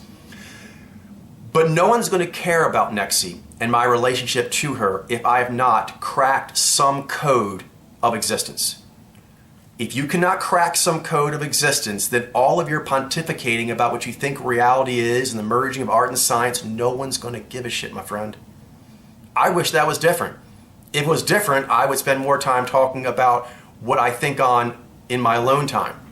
But I don't, because all those things will be meaningless without proving the Mojo phenomenon. And when I prove it, already the level I have, but I want to prove it even more, definitely when I crack that Rosetta Stone and get data bedrock, that's going to be the context people see all my other thoughts on. Mitchell, you do not want to be just another smart mental masturbator who wrote a bunch of stuff that sounded good and people quoted it and blah, blah. It's going to get washed away with time. Lots of famous works, they get washed over. No one really cares unless there's that some kernel that can relate to objective reality that people go, oh, that definitely had an insight, and they're the one that saw it, and so you have to give more weight to the other things they can do. Like take Plato and Aristotle. They had all kinds of philosophical stuff, and people listen to that even nowadays. Do you know why? I mean, it was smart sounding in general, but they also beat the shit out of people with math and engineering and prediction powers of, the stars and so forth. They actually had several things they could do that showed they understand how a mind should work to understand reality better. And therefore, areas they went into that did not have objective proof that's readily available, it's given more weight throughout the ages. If they did not have the other thing, though, those works on the more philosophical areas, they would just go away because someone else would actually say what Plato said better. And you'd listen to that person more. Except that person couldn't do the same math. That person couldn't do the same engineering, the same feats of prediction. And that's why they are a Johnny-come-lately. And that's why, those great thinkers, they still keep such large status. Because the mind that made those hardcore code-cracking breakthroughs of existence, you're like, I want to listen to that person on these more speculative matters, because on areas of observing, scrutinizing the obvious of existence and pointing it out so people go, damn, that's a thing, and apparently it's always been a thing, but I didn't know that was a thing until one of these people showed it to me. That gives the weight. So my advice to you, Mitchell, is to get much better at reading the Mojo phenomenon so your sureness is stronger.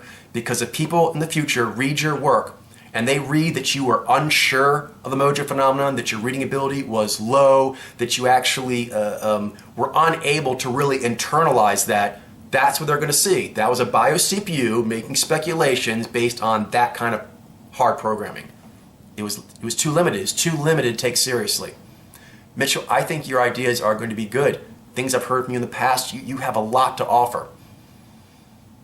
You're going to need to give it that solid foundation to stand on that truly says you're speaking from a higher perspective. Otherwise, no matter how smart you sound, there are lots of people who actually can do math better, can sound better saying it, can pontificate with the most eloquent philosophical words. You're never going to be able to write beautifully enough, insightfully enough for you to actually be able to stand out in history for the future humans to hold on to and keep holding on to when other eloquent philosophical treatises are put forward. They'll come and go with the seasons unless you crack some code of existence that others have not and point it out. Or you're one of the early people who could see that and go, that's a thing. And you should be thinking about speculations based on that's a given. You need to firm up that given, and you need to firm up, like right here, you'd be surprised if it isn't deeply significant. It has already proven itself to be deeply significant. And a future human listening to your, expounding on the union of art and science is going to say, is this person talking about art and science the same person who actually thought that when they saw the visual cues, they're going through all the countries in the world and so forth, and the demographics of careers, that wasn't yet the huge breakthrough that it was? Okay, so that person's a little slow to realize paradigm shifts. They're like, paradigm shift, oh, okay, I got a little bit, and now I'm going to talk over here. No, you need to hold it better, get fluent, and get to where you can do it easily. Show that you are strong. And then your words will have weight. Otherwise, and I would not want this for you at all, they'll see you possibly as another Demas, where you're just saying stuff, but you don't actually have anything backing it up. And you're like, I don't like the analogy. I don't either. But how many people were swayed by Demas? A lot. And what does it mean? Nothing. You yourself are acknowledging the phenomenon is most likely there and most likely means something deeply important. And it does. A Demas doesn't, which means future humans are going to look at him as the butthurt fool he is. And everyone who read his email and thought that sounded smart, the future humans are going to say, wow, I don't know who's stupider, that fool who wrote that email or those fools who lapped it up like the Kool-Aid it was. So, everyone's going to be looked at by the future humans in that way, and you will have to defend yourself, sir. You will have no defense with words. Know this. You will need defense with data, acceptance of data, and predictions based on that knowledge of data. That is how you will defend yourself against the powerful eyes of the future humans that will be gazing on us all. We'll all have to answer to. Make sure you're ready for it. I want the best for you, Mitchell. I don't want you to actually have your legacy be made fun of. And it will. If you actually do not see the Mojo phenomenon sufficiently, do not accept what implications of it are at least obvious, then that obtuseness will count against you fatally in the analysis and evaluation of the future humans. As a friend, I just have to tell you that and take it, what you want from it. Mitchell says, I'm not saying his ill feelings are without foundation, and maybe Naiji do need to be conceptualized in a way less prone to bothering people as our abilities often can. Nope. No, you don't conceptualize them other than how you can see them and make speculations that make sense. Again, this may mean that this is not the kind of work for you. Certain work in science actually directly affects humans. And an aversion to make those connections because of it bothering it, that's impinging on the scientific process, so to speak. The fact that if you give the numbers of upper body strength between men and women, if you present that coldly and clinically, that men generally have 50% more upper body strength, that offends a lot of people. They want you to do a bunch of caveats, not all the time, there are ranges, blah, blah. And by the time you do all that shit, you kind of actually go away from the overwhelming fact that in general, men are 50% stronger in their upper body. Doesn't mean they're better people, that's just one thing. Women have other things that men can't do, like giving birth. There's some people like, that's a construct. Okay, so the fact is, women have a gift of birth that men can just be envious of. Ooh, word that differently. Why? It is what it is. They have it, we don't. Humans have been envious throughout history, men to women, and probably if you're a man, you do have some envy of that. It's a great power. Women are envious of men's greater upper body strength. That's a historic thing. So I'm not actually going to change those wording to make people feel better. In this case, the same thing as well. It is what it is. And I've already been doing too much with the words and trying to make the words palatable. That has been a bad road to go down. I'm not going down that road anymore. I'm going up the road of data and what that means. That's the only way to go. He says, Ademus consistently separates science and art into overly convenient boxes. Very true. It just makes things more easy for him, and it allows him to dismiss things that he shouldn't, and the fact that art has to answer to science, and science has to answer to art. That's the truth of it. You say deep down, you know me, that it is your spirits that have driven you, not the data. I have to be specific about that wording. No, the data has driven me, and my spirits. So I would say what has driven me is my relationship between myself, my spirits, and what we see in the data of reality. That relationship loop. That relationship loop is what does it. No part of that loop can be taken out. Mitchell says, burdens exist on all humans, speakers and listeners. They exist on those making claims to be able to demonstrate and know what they're talking about.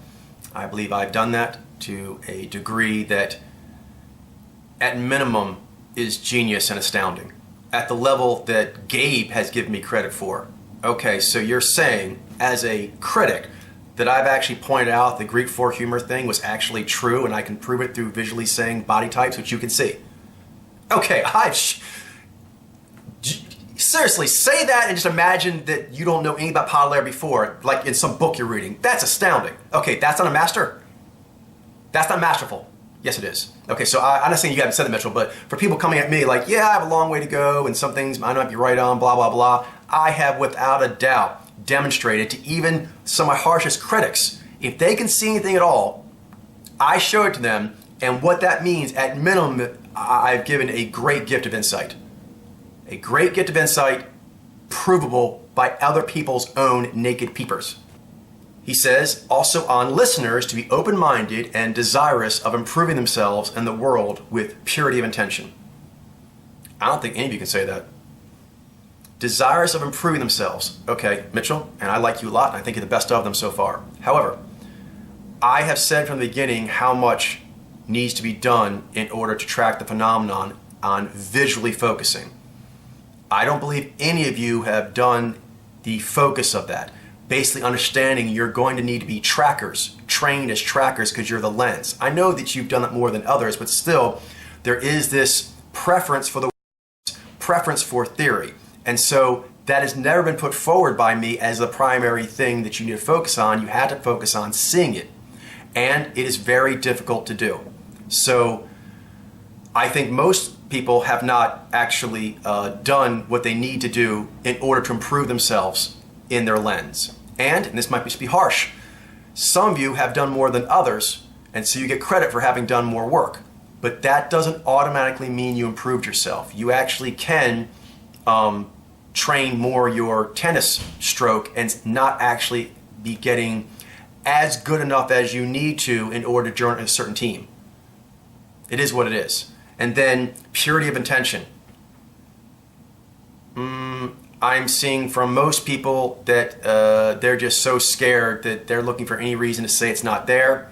Those who can see it, they want to make it smaller than it is. They want to actually have a right to speak. They want to talk about their authentic life experiences. They want to get laid. They want to make careers. They want to not be made fun of. They want to have an authority stick. All kinds of things that have much lesser places. First of all, a lot of them you shouldn't be doing anyway, but ones that even have a place in one's life, they should be lower in intention than finding out the truth about humanity, because it's just supremely important to know, period. It's just a gift for other humans going forward, period. Everything else, that's side stuff. I haven't seen anyone be able to shake that. Even yourself, Mitch, Sean, you've shaken more than any of the others. Your conduct has been better, by far. Your ability to note logical inconsistency has been better by far. Your ability to not be shaken completely from what you can see has been better than most by far. But your intention, I still think, needs to be focused on understanding it even more than understanding possibly yourself.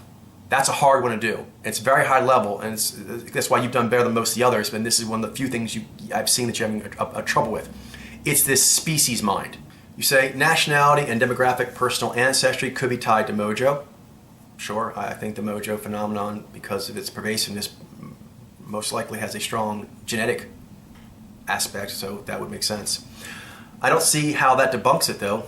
It doesn't, since there is still clearly a lot of diversity within mojo demographics, and it could even shed some light on it. I have some thoughts. Not sure what it means, though. Yeah, I see it as complementary. It does not compete, and although it is complementary, it is lesser in importance because, again, go back to the soccer analogy. I could use any other ones, but that's just a simple one. There are so many nationalities that show up there that using nationality or ethnicity as a way to figure out who's going to end up as a pro soccer player, not a very good way to go about it. In fact, there's nothing that could tell you that a person is going to be a soccer player.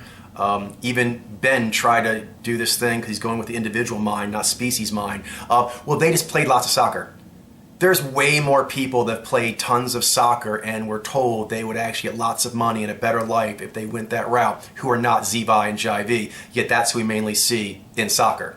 So these things, I think, are just other factors that explain how existence works, but they don't debunk mojo at all, and I see nothing to show that any of them are a higher influence on what the human species is doing. For example, we don't have the same degree of career bubbles in all different countries because of media availability, but one that we do have is like world leaders. Lots of Xeni. You have some occasional Vi Alpha in there. So that's pretty much every nationality we can think of, and it's the mojo that's more important. It's much less important what ethnicity they are than it is what mojo they are. In fact, if you go to a country where they have a minority person who is the leader rather than the majority ethnicity, that might be a thing. No, they'll usually be a Xeni or a Vi Alpha as well. So those sub-circumstances are influential in, a single person story, a single town story, but for a species-wide story, no. The most pervasive, powerful influencer by far is mojo, which is obvious if you can observe it sufficiently. Mitchell says, I do not like the shrill tone Ademus adopts sometimes, and it has bothered me for years actually. I've never disliked him, but I think ironically you've given a free pass on that because he is a Xeni, and so just gets to be seen as reasonable. Yeah. I own that. Well, yes, I agree that Ademus can be quite shrill sometimes, especially when he's trying to push hard on something, but he doesn't actually have the argument to make. He just makes it with more assertiveness or other kinds of things like that. And some of that I gave a free pass because he's a Xeni, and since we don't have Xeni in the community that much, or we're acting as prominently as he was, I was trying to be overly understanding perhaps of, I don't want to like impinge on him to be like other people more when he may just have innate energetic differences. I overdid that for sure. Other than that, it was also not just that, it was the fact that he was a friend. And so I was trying to be somewhat understanding of that as I could. But both those were mistakes, and I own that. He says, I don't dislike Ademus, and I think that he has made a lot of strong arguments over the years. He has. He has. No doubt. I give full credit for that. Which is why in that email he did that everyone was like impressed by, I was like, how are you not noticing how crappy this is compared to what he can do when he's in his better state? Like, this is just awful. The rancor, the just lies, the embellishments, the hyperbole, the just logical inconsistencies, the clear butthurtness that's driving everything. Yeah, to me, he can be much better, and I have admired that in those times. I wish that he was in that state now. He has been a humorous friend, Ademus, and is capable of moral heroism. Yes, he is. I'm very disappointed that Ademus has slunk and stooped as low as he has. Just in order to, well, I'll talk more about Ademus when I do a response to him, but yeah, he's better than this. He's better than he's being right now.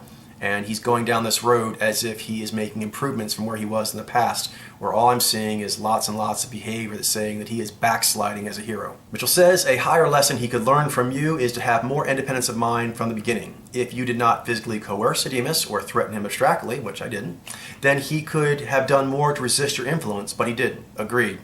He's acting like a child. He's acting like I'm responsible for the decisions he makes in life. No, he's responsible for his own decisions. Mitchell says, I think you are correct to shrink your influence for now, and that this mindfulness over your influence is a good path for growth. So you're saying you think it's correct to shrink my influence. I'm not.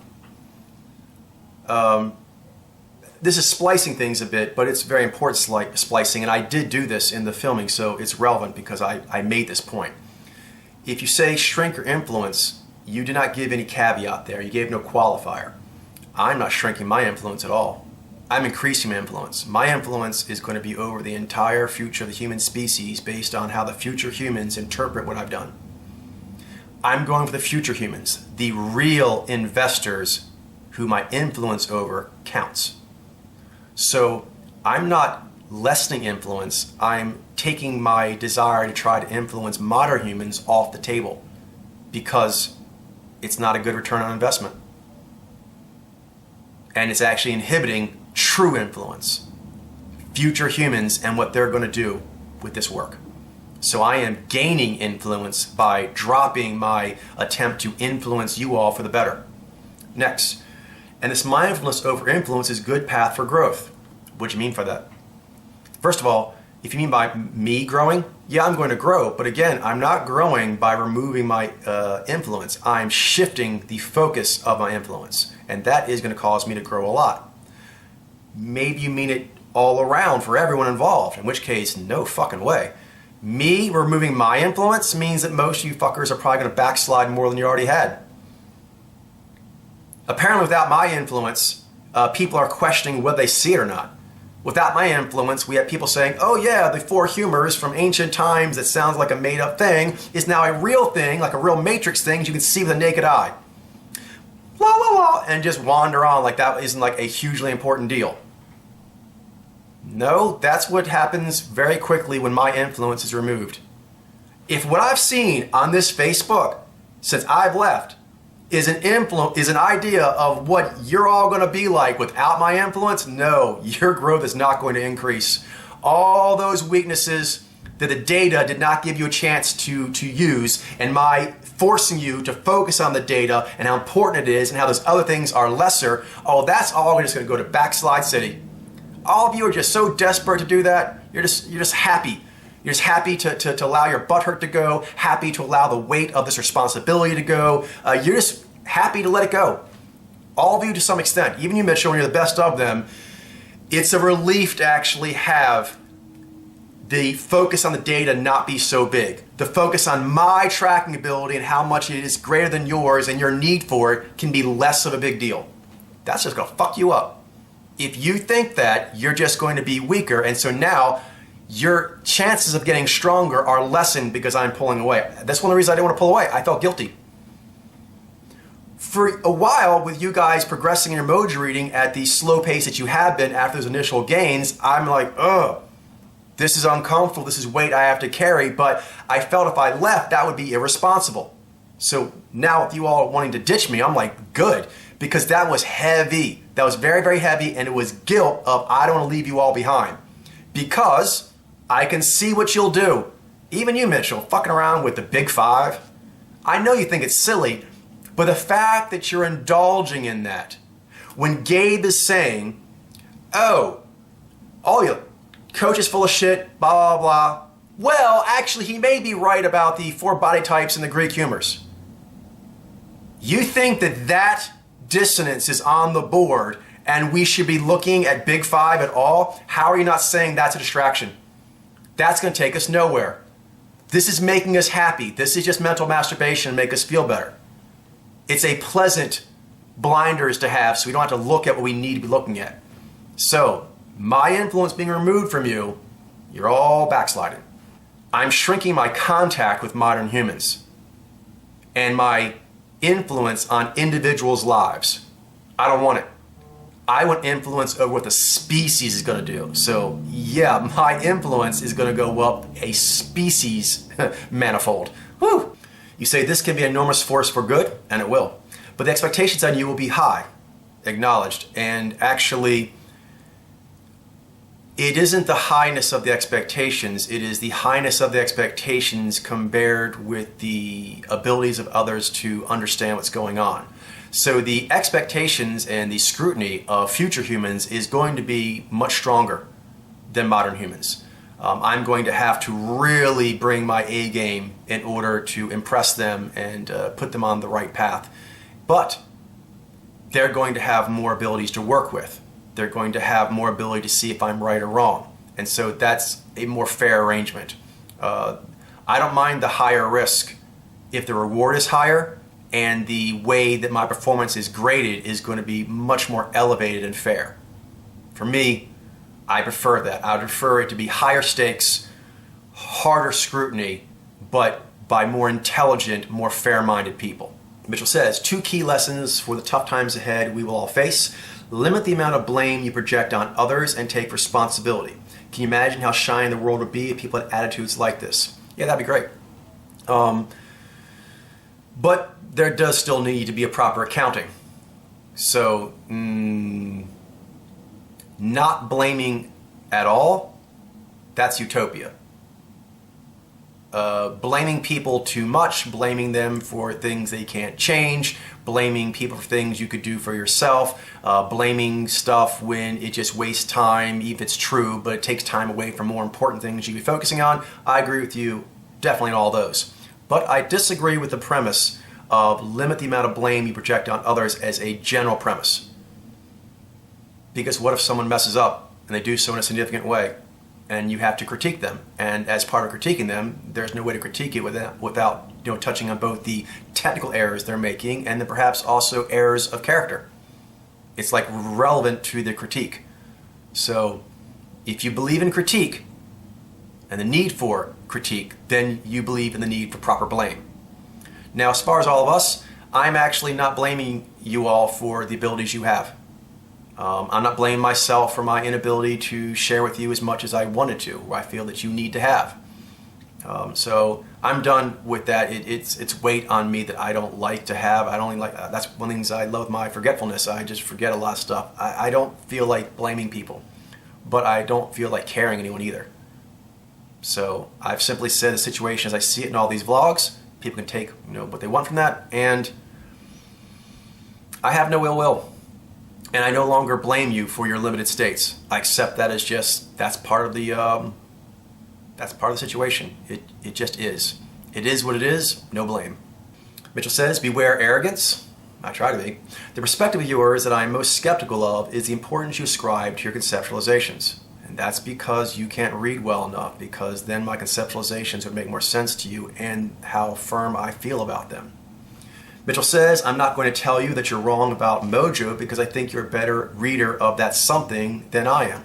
Well, good, that is the situation. But this is the most important thing in the world, energy. is what I don't follow from you.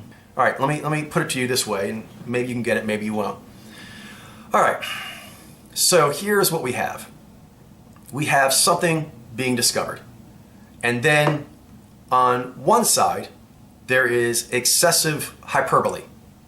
And on another side, we have excessive sleepiness. You're not awake. You don't realize what's going on. All right, let's use Gabe as an example. Now, Gabe is a person who likes to think of himself as an independent thinker, a smart guy, a person who gets into the human condition, knows about psychology, qualia, things of that nature. So he's actually more educated in a lot of these things and supposedly more into it than your average person. Let's take him.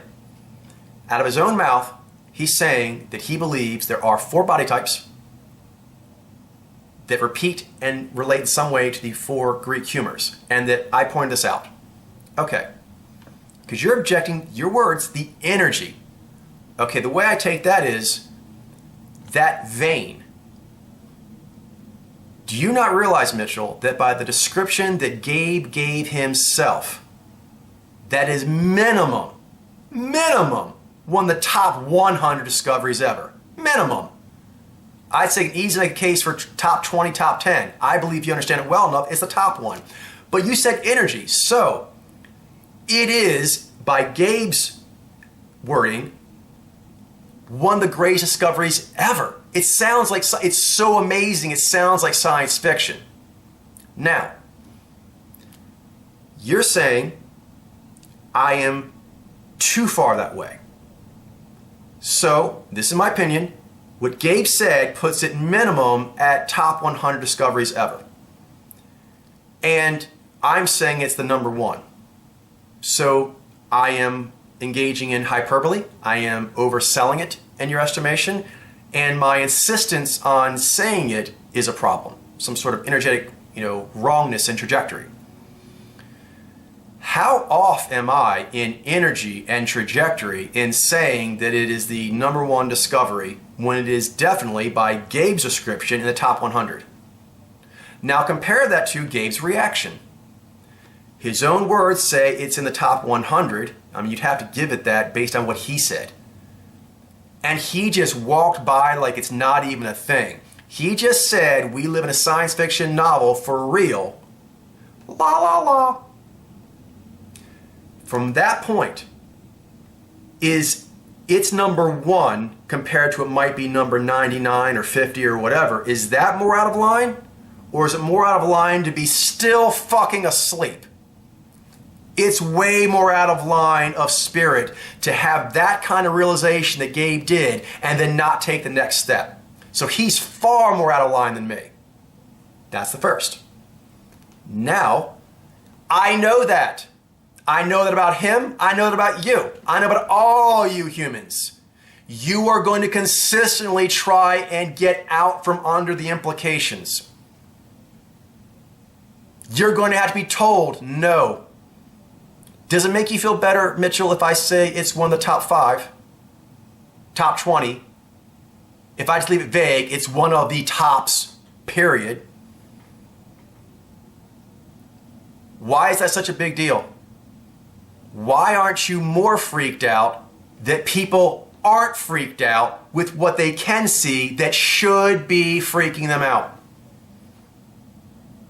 Maybe I'm overdoing it. My energy is without a doubt tilted in the correct direction against the improper tilt of all of you.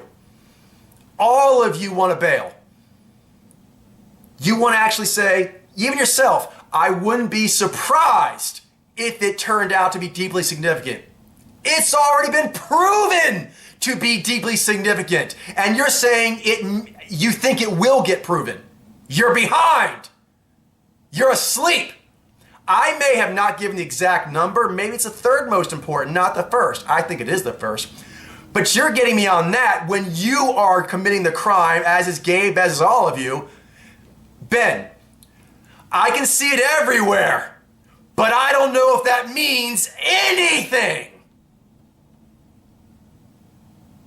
No, you're all tilting your lances hard in the wrong fucking direction. So I gotta tilt my lens hard in the right direction. Does this bother you? That's your problem because you are all asleep. And I will talk as loud and as proud as I need to until you wake the fuck up. Really. Seriously. From what you've said yourself, what Ben has said himself, what Gabe has said himself, what Andy Lee has said himself. Okay, these own admissions and then the sleepiness that follows. You think hubris is the big problem here? No, you dumb fucking modern humans. Sleepiness is the big problem here.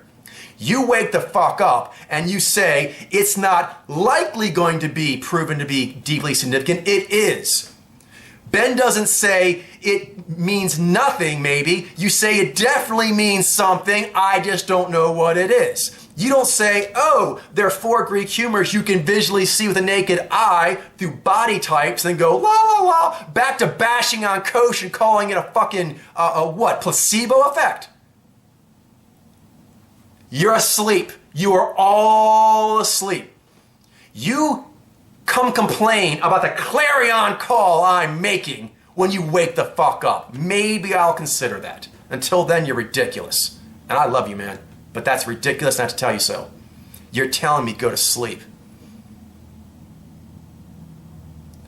Whatever harshness of critique you feel in this vein about my energy going the wrong direction because of my hubris, no, you should be 10 times more upset that you and all the others that said you see what you can see, and that clearly means we're in a science fiction novel that sounds so crazy, most people think you can't be serious, but that's the truth of it. And then walk around la la la, not a big deal, and Coach is a dick. Really? Those are the takeaways. You're all asleep and focusing on the wrong things. And I have to have an ego enough to keep telling you. You don't give a voice. I have an ego to point out that people I like are making these gratuitous errors again and again and again. Even you, man. Even you. Mitchell says, you aren't crazy. No, I'm not. I think that is a very ugly thought. It is. He says, I question myself a lot, but I never let that thought get anywhere near me. And you're weak. You don't see the phenomenon well enough. You're not freaked out well enough. The implications of it, you're not letting settle on your shoulders enough. So, what you are you implying in any way that your psyche's stronger than mine? That you can actually handle more shocks of the realities of existence than me? That's ridiculous. You're flinching way less than everyone else, but you're still flinching way more than me. I can see it. It's quite clear. So, you are aware of this, Mitchell, that many of the greatest thinkers ever, in math, areas that you like, in math it doesn't even sound like it's too much spiritual, still, they question their sanity. If you're working with the trippiest shit out there, yes, you'll need to take a moment and go, is it really equals MC squared, or am I just losing it? Really, if you don't actually have, am I crazy genius, or am I just losing it? If you haven't had that thought, then you're not great enough. You've not had a thought that is great enough, that is so beyond what other humans can comprehend, that you have to check yourself and make sure you haven't gone off the deep end. If your thoughts are great enough, you will have to question if you're sane or not. You'll be a, what? You have to run out in the world and look around and stuff and go, okay, I'm not crazy. If you haven't had a whoa enough aha insight, if you don't have to question if you're insane or not having it. Oh, and just one more thing. Since I see here, you also wrote that you don't really care if I've got the most important discovery ever, as long as I have something that's clearly potentially great value, and I do, and you want to do good, which I know that you do. Thank you. I'm glad you can see it's very important and that I do want that. So I'll make you a fine distinction here. In the future, and just in general with humans, they're going to have to be dealing with competing things on them. This is not just a scientific discovery. That's, again, your kind of scholastic view on things. This is going to be a huge movement that's going to cause crazy upheaval throughout the world until it gets to the other side of it. And then people can advance from there.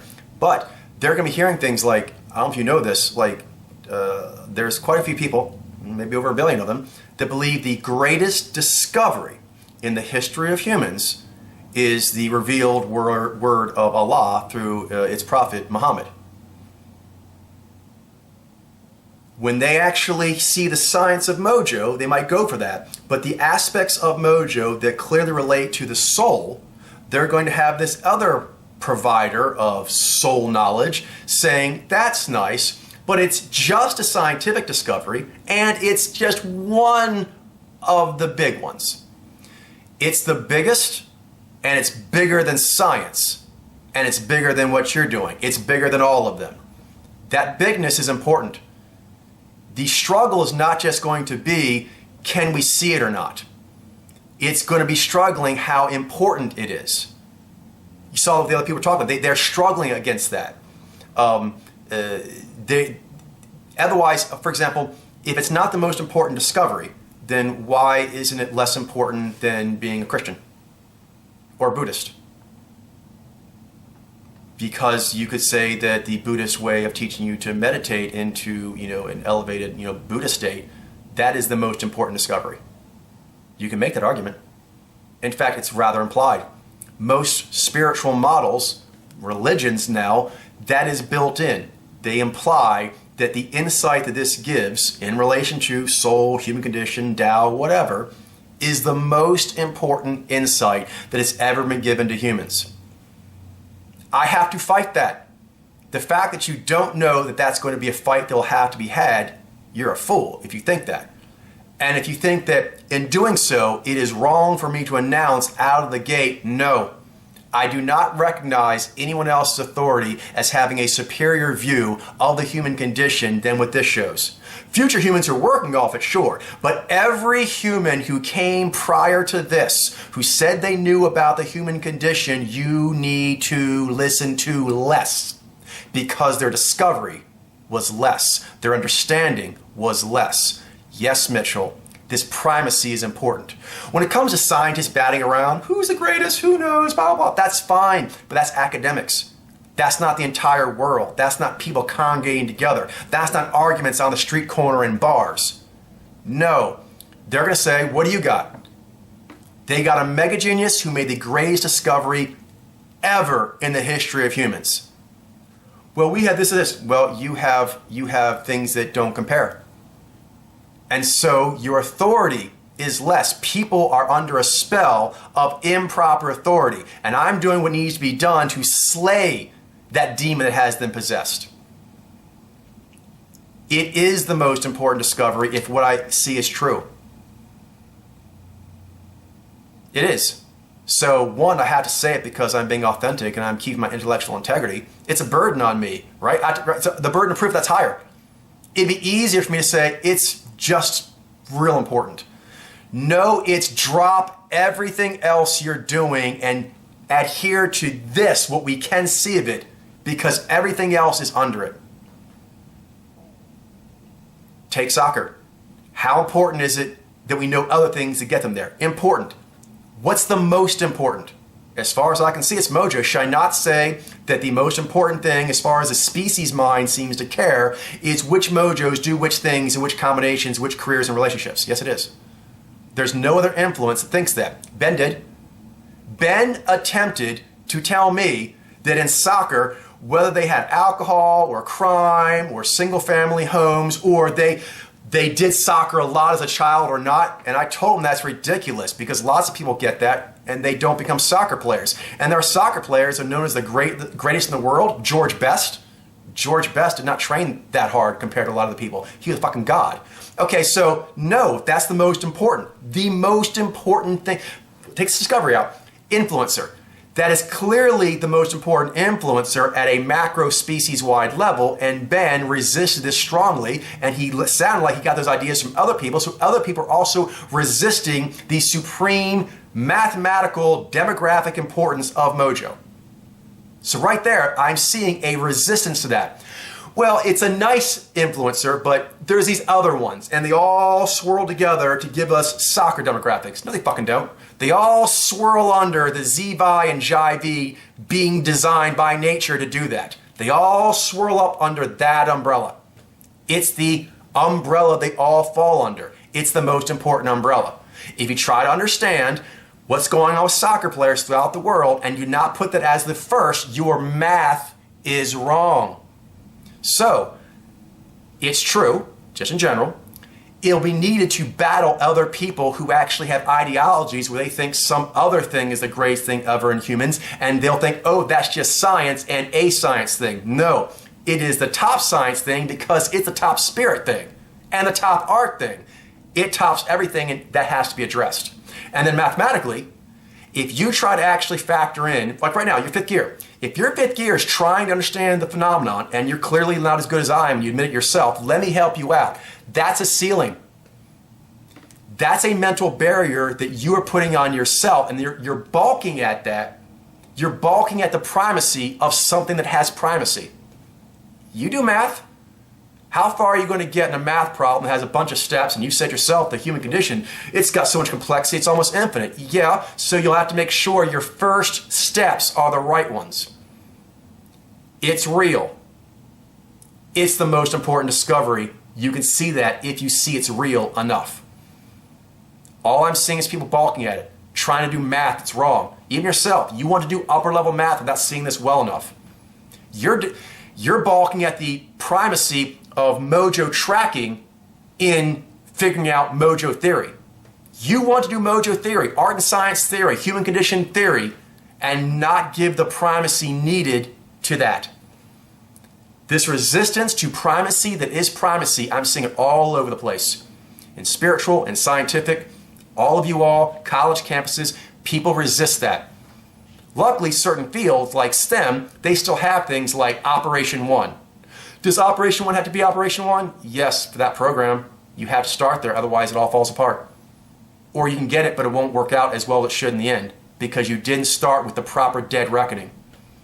Like Ben, you're trying to actually figure out how soccer players are doing what they do in demographics and giving them all sort of equal weight of influence when that's clearly not the case. If you can explain to me how what I'm seeing does not actually have, right there, forget greatest discovery ever, primacy of influence, and then tell me that the world is not seeing that, and that people who even see this to some degree like Ben are resisting its primacy. No, its primacy is true and it must be asserted strongly. I'll change that if I see something that actually contradicts its primacy. The same reason that you have to combine, right, Mitchell, art and science. Why? Because that's how it works. Well, that's confusing, that's it, yeah, but that's how it works. You won't get there, like you said, if you have a dualistic view. Why are you so insistent on that? Why don't you let that go, Mitchell? Why do you keep insisting that you say art and science are really one thing of the human condition? Why won't you let it go? Why can't it be two? Because it's not. Right? And they're going to be seen as foolish going forward. So, acceptance of primacy that is primacy, it has to be done. And resisting this is not actually elevated spirit, healthy skepticism. It is straight up weakness. Mitchell says, good luck on your journey. I hope we all speak again one day. I do too. Despite everything I've said here, I really like you, Mitchell. Oh, a lot of these people, they really didn't do what I thought. I didn't really feel very bonded to them throughout the years, and I told you that in an email. I think we talked about that one time, and I told you they don't conduct themselves in a way that makes me want to bond with them. I don't really want to spend any more time getting to know their lives than I already know now. It's already too much.